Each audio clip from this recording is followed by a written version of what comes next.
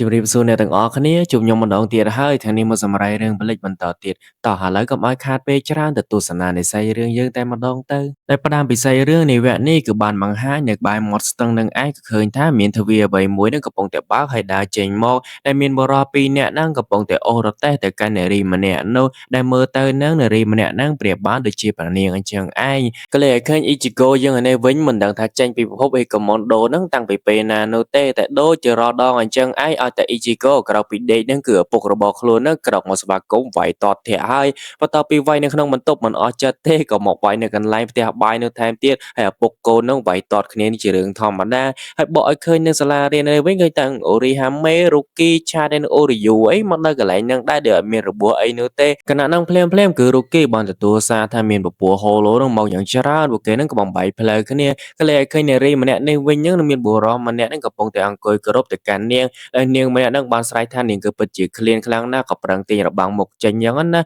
ាក៏ប៉ុន្តែបុរសហ្នឹងហាមឲ្យមិនឲ្យនាងទាញចេញនោះទេហើយភ្លាមហ្នឹងក៏ឃើញថានាងក៏បានដើរចេញពីកន្លែងនោះបាត់ទៅហើយអ៊ីជីកូយើងនៅវិញកំពុងតែទប់ទល់ទៅនឹងហូឡូក៏ស្រាប់តែឃើញនារីកូនក្មេងម្នាក់ហ្នឹងហើយនាងក៏បានរត់ចូលមកតែមានអីទេចំពប់ជើងដួលញ៉ាច់ហើយរបូតរបាំងមុខនឹងចេញដោយគណៈដែលអ៊ីជីកូកំពុងតែនិយាយទៅកាន់កូនក្មេងម្នាក់ហ្នឹងក៏ស្រាប់តែមានឮសំឡេងរំខានអ្វីមួយដែលពីរអ្នកអង្គរៈទៅកាន់កូនក្មេងម្នាក់ហ្នឹងឥឡូវនេះក៏ឃើញតាហូឡូហ្នឹងកំពុងតែដេញតាមពួកគេហើយក៏ប៉ុន្តែមានស្អីទេនាំគ្នារត់គេចអស់នៅតែអ៊ីជីកូពួកហូឡូហ្នឹងមកសង្កត់អ៊ីជីកូឲ្យគ្របនៅកន្លែងនោះហើយភ្លាមហ្នឹងគឺអ៊ីជីកូប្រើទម្រង់ជាបាំងខៃវេកំតិចទៅកាន់ហូឡូនឹងចោលតែម្ដងបន្ទាប់ពីវាយទៅវាយមកក៏ឃើញថាអ៊ីជីកូវាយទៅដូចអត់មានស្រកទៅពពួរហូឡូនោះទេភ្លាមហ្នឹងក៏ឃើញថាមានក្របព្រួញជាច្រើនបានទម្លាយបាញ់មកនៅហ្នឹងគឺជាអូរីយូនឹងឯងហើយបាននិយាយថាអ៊ីជីកូពិតជាអន់ណាស់គ្រាន់តែវាយហូឡូប៉ុណ្ណឹងប្រើទម្រង់បាំងខៃផងដែរមើលគេនេះគ្រាន់តែបាញ់បន្តិចនេះសាច់ងាប់អស់ហើយអរគុណប្រូអូរីយូមិនបាច់អរគុណទេធម្មតាហើយភ្លាមហ្នឹងគឺអ៊ីជីកូចាប់ផ្ដើមសង្ស័យថាតើពួក3នាក់ហ្នឹងគឺជានរណាគេមើលទៅការតែងខ្លួនដូចជាសនីកមីដែ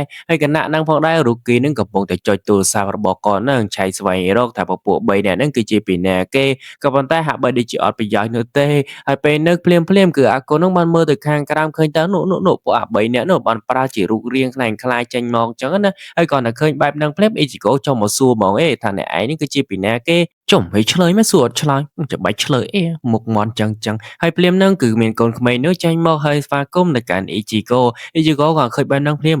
មិនបានស្គាល់ខ្ញុំមិនដែលស្គាល់ប្រាប់ឈ្មោះផងហ្នឹងនឹងគណៈហ្នឹងផងដែរគឺមានបុរសពីរនាក់ហ្នឹងហាមឃាត់នាងឲ្យមិនឲ្យចេញមកក្រៅទេឲ្យនៅតែក្នុងផ្ទះហ្នឹងឲ្យមានសុវត្ថិភាពហើយអ៊ីជីកូប្រឹងរត់ចូលទៅក៏ប៉ុន្តែមានអីទេតែគេបានដាក់មន្តអាគមការពារដែលឡែកគឺរូគីយើងនេះមិនអស់ចិត្តនោះទេក៏បានមកហាងអូរ៉ាហារ៉ាដោយសួរថាតើពួកដែលទិញរូបរាងកាយសប្បនិមិត្តហ្នឹងគឺជាពីណាគេហើយអ្នកដែលនៅទីនេះគឺអត់មានប្រាប់អីនោះទេឆ្លើយតែប្រមាថទេនេះគឺជាសិទ្ធិឯកជនរបស់អតិថិជនដែលបានទិញអញ្ចឹងគឺគាត់មិនប្រាប់នោះទេបើឲ្យឃើញនៅពេលសាលារៀននេះវិញនឹងអ៊ីជីកូកំពុងតែអង្គុយរៀនសោកអ្នកគ្រូក៏បានដើរចូលមកហើយគាត់បាននិយាយថាសូមណែនាំចំពោះមិត្តភ័ក្តិថ្មីចំនួន3នាក់ហើយពេលនោះក៏ឃើញថាពួកអ្នកទាំង3នោះក៏បានដើរចូលមកហើយធ្វើឲ្យម្នាក់មានការភ្ញាក់ផ្អើលជាខ្លាំងឲ្យមករៀនដែរដែលអ្នកទី1គឺមានឈ្មោះថាកេនរីយូឈរនៅកណ្ដាលគេហើយម្នាក់ដែលមានខ្ពស់នឹងឯងគឺមានឈ្មោះថាអេនរីយូនិងចំពោះក្មេងស្រីនឹងឯងគឺមានឈ្មោះថារូរីជីយ៉ូកាស៊ូម៉ូជីបន្ទាប់ពីចេញពីរៀនក៏ឃើញថាពួកអ្នកទាំង3នោះហាក់បីដូចជាប្លែកអញ្ចឹងណាអ៊ីជីកូមើលទៅអង្គរៈពីរអ្នកនោះហាក់បីដូចជាភ័យខ្លាចពេកហើយមិនដឹងថាមានរឿងអីទេហើយស្អីរឿងកាត់បង្ហាញឲ្យពេលយប់អ៊ីជីកូកំពុងតែដេកនៅនេះវិញនឹងក៏មានអារម្មណ៍ថាមានអ្វីមួយដូចជាមិនស្រួលហើយនឹងក៏បានបើកបង្អួចទៅក៏ឃើញថាកេនរីយូនឹងកំពុងតែឈរនៅលើដំបូលផ្ទះអ៊ីជីកូក៏រត់ចូលសម្ដៅទៅសួរក៏ប៉ុន្តែហាក់បីដូចជាកេនរីយូនឹងមិនឆ្លើយអីនោះទេនឹងភ្លាមនោះក៏មានឃើញដុំក្រហមមួយនោះផ្ទុះចូលទៅកាន់ក្នុងផ្ទះតែម្ដងហើយកេនរីយូក៏បានរត់ចូលសម្ដៅចូលទៅខាងក្រោមផងដែរពួកគេទាំង3នាក់បន្ទាប់ពីចូលមកក៏ឃើញថាមានសមបរមមួយនៅទីនោះនឹងក៏លេចទៅខាងក្រោមឃើញថាជីយ៉ូនឹងកំពុងតែរត់ចេញហើយអេកេរីយូនេះក៏អត់មានខ្វល់លេងទេក៏បានចេញទៅហើយបានប្រាប់ឲ្យអ៊ីជីកូនិងរូគីនឹងចាប់ការនៅកន្លែងហ្នឹងហើយអ៊ីជីកូនិងរូគីនៅវិញនឹងដូចបំណងផងដែរចឹងណាក៏ដេញចាប់វាយតែកាន់នេនចាមួយហ្នឹង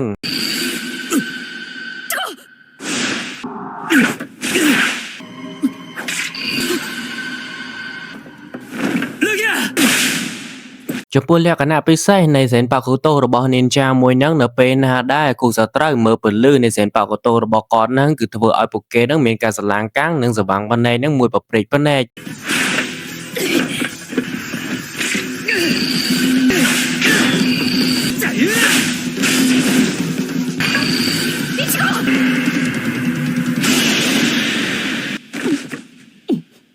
មុននឹងដែរឃើញថាប្រចាំងពលឺនឹងទៅកាន់អ៊ីជីកូក៏ប៉ុន្តែមានត្រូវអ៊ីជីកូបានយកដាវបោខ្លួនមករងបែបពលឺនឹងមកចាំងត្រូវខ្លួនឯងវិញធ្វើឲ្យអ៊ីជីកូមានឱកាសចាប់ទៅលើនីនចានឹងក៏បានយកដាវមកភ្ជង់ក៏ប៉ុន្តែមានស្អីទេត្រូវបាននីនចានឹងអាឡាថយក្រោយហើយអ៊ីជីកូប្រើហ្គេជស៊ូទាំងសូវេបហានឹងក៏ប៉ុន្តែដូចជាអត់ប្រយោជន៍ទេធ្វើឲ្យនីនចានឹងរត់ខ្លួនបាត់ទៅហើយពួកគេទាំងអស់គ្នានឹងក៏បានមកជួបជុំគ្នាពិភាក្សាទៅលើរឿងហ្នឹងហើយពេលនេះគឺកេនយូនឹងបានដាច់ចិត្តហើយនិយាយប្រាប់រឿងគ្រប់យ៉ាងទៅកាន់មនុស្សគ្រប់គ្នាដែលនៅទីនេះដែលគាត់បាននិយាយថាគ្រួសារអាកាស៊ូមូជីនឹងគឺជាគ្រួសារអភិជនលំដាប់ទី2នៅ Soul Society ប្រៀបបានដូចជាគ្រួសារគូជីគីរបស់ប៊ីយ៉ាកូយ៉ានឹងឯងហើយជីយ៉ូគឺជាកូនស្រីតែម្នាក់គត់ដែលផ្សងតំណែងពីគេមរតកនឹងហើយឪពុកម្ដាយរបស់នាងគឺត្រូវបានស្លាប់អស់ហើយដោយសារតែនាងនៅវ័យក្មេងខ្លាំងពេកគឺមានការចាត់តាំងជាមួយនឹងបុរសចំណាស់ម្នាក់ហ្នឹងឲ្យធ្វើជាអនុប្រធានរងសិននៃគ្រួសារនឹងហើយបន្ទាប់ពីលោកតានឹងបានធ្វើជាអនុប្រធាននឹងហើយគឺឃើញថាក្នុងគ្រួសារនឹងឲ្យហាក់បីដូចជាអនាធបត័យដល់ហើយមានការកាប់សម្លាប់និងបន្ទូចេះនៅកន្លែងនោះដែលឃើញបែបហ្នឹងភ្លាមគឺកេនយូហើយនិងអេនរីយូនៅវិញហ្នឹងក៏បានសម្រេចចិត្តថានាំនាងនឹងចេញមកពិភពមនុស្សតែម្ដងដោយពួកគេដាក់ការសង្ស័យថានីនចាហ្នឹងគឺជាអតាចាស់នោះឯងជាអ្នកកម្ចាប់មកដើម្បីឲ្យសម្លាប់ទៅកាន់ឈីយូហើយគាត់នឹងយកមរតកនោះហើយពេលហ្នឹងគឺអេនរីយូបានស្នើសុំទៅកាន់អ៊ីជីកូថាដែលឲ្យអ៊ីជីកូនឹងជួយធ្វើអង្គរៈការពារទៅកាន់ឈីយូផងពួកអីនឹងអ៊ីជីកូគឺគាត់មានសមត្ថភាពគ្រប់គ្រាន់ដើម្បីការពារនឹងហើយអ៊ីជីកូបានបកកាយឲ្យគាត់អត់ព្រមទេតែអ្នកដែលទទួលជំនួសនឹងគឺរូគីនឹងឯងហើយអ៊ីជីកូអត់ជំរឿទេក៏ទទួលដែរអញ្ចឹងណាហើយភ្លាមនោះពួកគេទាំងពីរនាក់ក៏បាននិយាយអរគុណទៅកាន់អ៊ីជីកូយ៉ាងខ្លាំងហើយបាននិយាយប្រាប់ថាធ្វើយ៉ាងណាក៏ដោយកុំឲ្យនាងដឹងថានាងនេះកំពុងតែស្ថិតនៅក្នុងគ្រោះថ្នាក់ហើយពេលនេះបង្ហាញឲ្យឃើញថានៅខាងលើនេះមួយនឹងលោកតាចាស់នេះនឹងកំពុងតែនិយាយទៅលើអានាងចានឹងឯងហើយគាត់បាននិយាយថាការធ្វើឃាតរបស់គ្រួសារមួយដូចជាមិនស្រួលនោះទេហើយពេលនេះសំកាត់ឲ្យឃើញការកំពុងតែអង្គុយញ៉ាំបាយជុំគ្នាពេលល្ងាចនៃគ្រួសារអ៊ីជីកូជាមួយនឹងជីយ៉ូហើយពេលនេះក៏ឃើញថាជីយ៉ូនឹងគាត់មិនញ៉ាំផ្លែការ៉ុតនោះទេហើយម្នាក់នឹងគឺមានការឆ្ងល់ខ្លាំងណាស់មូលហេតុអ្វីបានជានាងមិនញ៉ាំហើយពេលនោះដែរគឺអ៊ីជីកូបានបញ្យល់ប្រាប់ថាផ្លែការ៉ុតនឹងឯងគឺជាដំណាំរបស់កសិករយើងដែលខំធ្វើការបែកញើសបែកអីចឹងណាអញ្ចឹងហើយយើងដែលយកមកញ៉ាំនេះនឹងគឺត្រូវតែញ៉ាំឲ្យអស់ហើយពេលនោះក៏ឃើញថាមានអាកូនចៅពីរនាក់របស់ជីយ៉ូនឹងក៏បានមកប្រាប់ថាតាំងពីដើមមកហើយគឺនាងនឹងមិនញ៉ាំផ្លែការ៉ុតនោះទេហើយបើសិនបើមានអ្នកណាគេធ្វើឲ្យនាងញ៉ាំនឹងអាចនឹងត្រូវដាក់ទោសថែមទៀតផងហើយគណៈនោះផងដែរគឺជីយ៉ូនឹងគាត់មានការឆ្ងល់មួយសួរទៅកាន់ពីរអ្នកនោះថាតើកសិករនឹងគឺជាអ្វីហេតុអ្វីបានតាំងពីដើមមកហើយពីរអ្នកនឹងមិនដែលប្រាប់គាត់ថាកសិករនឹងគឺជាអ្វីហើយពេលនេះនឹងពួកគេគឺនៅតែមិនប្រាប់ដដែលនឹងហើយជីយ៉ូនឹងមានការខឹងទៅកាន់ពីរអ្នកនោះខ្លាំងណាស់ក៏បានរត់ចេញមិនបានប្រមាណទេភ្លាមនោះក៏ឃើញថាយូស៊ូហើយនឹងការ៉េតបានមកប្រាប់ថានាងនឹងត្រូវបានបាត់ខ្លួនហើយនៅពេលដែលមកមើលនឹងគឺឃើញថាត្រឹមតែខ្លួនសពនិមិត្តរបស់នាងតែប៉ុណ្ណោះបើឲ្យឃើញព្រលឹងរបស់នាងឯនេះវិញនឹងកំពុងតែដើរវល់នៅខាងក្រៅឯនេះហើយដើរនឹងក៏បានជពប់ជើងដួលនឹងរបូតរបាំងមកភ្លាមនោះក៏បានមកជួបជាមួយនឹងអូរីហាមេក៏បាននិយាយណែនាំសួរទៅកាន់ជីយ៉ូថាមូលហេតុអ្វីបានជាដើរចេញពីផ្ទះនាងមានការអន់ចិត្តជាមួយនឹងកូនចៅនាងពីរនាក់នោះខ្លាំងណាស់តាំងពីដើមមកហើយគាត់ទាំងពីរនោះគឺព្យាយាមលាក់អ្វីៗគ្រប់យ៉ាងនឹងជាមួយនឹងនាងហាក់បីនឹងចាត់ទុកនាងគឺជាកូនក្មេងនៅឡើយអញ្ចឹងតែពួកគេកំពុងតែនិយាយគ្នានោះក៏ស្រាប់តែមានខ្យល់យ៉ាងខ្លាំងទាញប៉ាងមួកទៅកាន់ជីយ៉ូនឹងឲ្យធ្លាក់ដីហើយពេលនោះក៏ឃើញថាមាននិនចាស់នឹងតតែនឹងក៏រត់ចូលមកវាយប្រឹងធ្វើឃាតទៅកាន់ជីយ៉ូហើយតែពេលនោះគឺសំណាងដែរអូរីហាមេនឹងបាននៅទីនោះបើកខែលការពារភ្លាមនឹងដែរក៏ឃើញថានិនចានឹងក៏បានដកអាវុធរបស់គាត់ចេញមកហើយនៅពេលដែលវាយទៅក៏ឃើញថាមានផ្ទាំងថ្មនឹងប្រឹងសកត់ទៅកាន់អូរីហាមេដែលគ្រាន់តែកវីកវ៉ាទៅលើអាវុធរបស់គាត់នឹងក៏ស្រាប់តែចេញផ្ទាំងថ្មរួមចិត្តនៅកន្លែងនោះតែម្ដងពេលនេះពួកគេទាំងពីរនាក់នឹងហាក់បីដូចជាអស់ផ្លូវរត់ហើយក៏បានវាយប្រហារទៅកាន់អូរីហាមេថែមទៀតផងហើយឃើញថាអូរីហាមេពិបាកទប់ណាស់ជីយ៉ូនេះក៏ចាប់ផ្ដើមភ័យនឹងស្រក់ទឹកភ្នែកហើយនាងក៏បានស្រែកហៅឈ្មោះកេនរីយ៉ូហើយនិងអេនរីយ៉ូពេលនោះក៏ឃើញថាអេនរីយ៉ូហើយនិងកេនរីយ៉ូនឹងក៏បានមកជួយនៅកន្លែងនឹងផងដែរ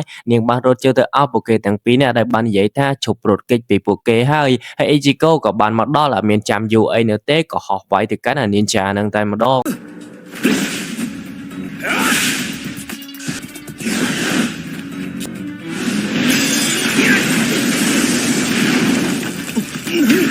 ហើយបន្ទាប់ពីវាយហ្នឹងឥឡូវឃើញថា Ichigo និង Ruki ហ្នឹងបានជាប់ទាំងថ្មនៃ Zanpakuto របស់ Ninja មួយហ្នឹងហើយ Kairio នៅវិញហ្នឹងគឺបានបើ Zanpakuto របស់គាត់ហើយដែលមើលទៅមានទម្រង់ដូចជាផ្កាកុលាបអញ្ចឹងណាម្នាក់គាត់ទៅឃើញបែបហ្នឹងភ្លាមអូយពិតជាមានការស្រស់ស្អាតខ្លាំងមែនទែនក៏ប៉ុន្តែកុំអាមើងងាយអញ្ចឹងណា Kairio បាននិយាយថានៅពេលណាដែលលំអងផ្ការបស់គាត់ហ្នឹងសាយភាយទៅកាន់អាវុធរបស់គូសត្រូវធ្វើឲ្យអាវុធរបស់គូសត្រូវមិនអាចទៅកម្រើកបាននោះទេដោយបច្ចុប្បន្ននេះអញ្ចឹងឯងពួកគេទាំងពីរនាក់ហ្នឹងក៏បានរត់រួចខ្លួនហើយពេលនេះហ្នឹងគឺ Kairio ហ្នឹងក៏បានប្រើវិធីសាស្ត្រទី2មួយទៀតហើយក៏បានបែកលំអងផ្កាហ្នឹងឲ្យត្រូវជាមួយនឹង Ninja ហ្នឹងឲ្យបិទភ្នែកនៅកន្លែងនោះអើយមានអញ្ចឹងផងដែរណា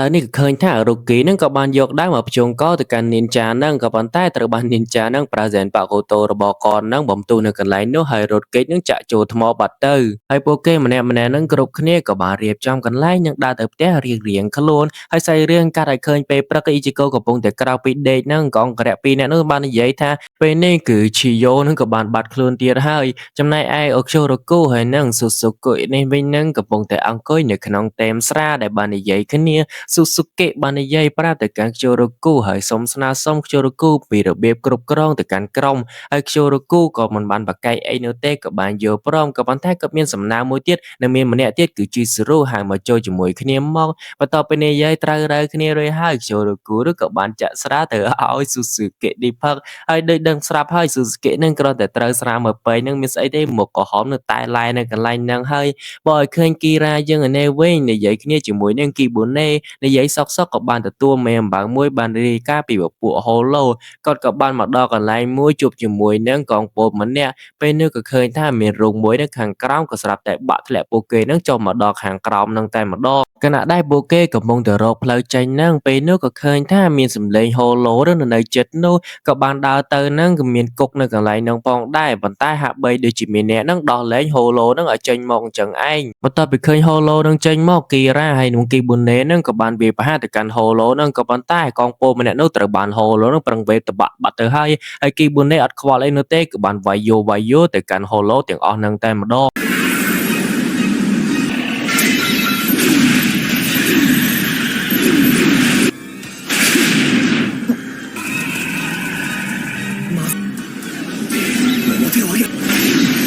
មុននេះក៏ឃើញថាមានការប៉ះអាវុធគ្នារវាង Kibune ហើយជាមួយនឹង Kira នោះគឺដោយសារតែ Kibune នឹងប្រឹងសម្លាប់ទៅកាន់ Holo ដែលលេបទៅកាន់កងពលម្នាក់នោះហើយ Kira ក៏គាត់មិនព្រមទេបើសិនជាធ្វើបែបហ្នឹងកងពលម្នាក់ហ្នឹងក៏ប្រកាសជាស្លាប់ដែរហើយKibune បាននិយាយ deal ទៅកាន់ Kira ថាហើយ Kira ព្រោះតែចិត្តទុនបែបហ្នឹងឯងហ្នឹងហើយទៅធ្វើឲ្យប្រធានក្រុម Ichimaru របស់គាត់ហ្នឹងចាចេញហើយមិនអាចខត់ប្រធានក្រុមបាននិយាយចោលភ្លាម Kibune នឹងក៏បានបោះ Zanpakuto របស់គាត់ហ្នឹងប្រឹងមកសម្លាប់ទៅលើ Holo ហ្នឹងហើយក៏ប៉ុន្តែ Kira បានរងតន់ហើយធ្វើឲ្យ Holo នៅចិត្តនោះខ្ទាតស្លាប់នៅកន្លែងនោះដែលឡែកគឺពេលហ្នឹងក៏ឃើញថាប្រធានក្រុម Suzuki ហ្នឹងក៏បានមកដល់កន្លែងហ្នឹងផងដែរអ្វីដែលមិនគួរឲ្យជឿនោះគឺ Zanpakuto របស់ Kira ហ្នឹងគឺមានការប្រែស្រាមពួកគេក៏បានឡើងមកដល់ខាងលើ Suzuki ក៏បានសួរថាអត់អីណា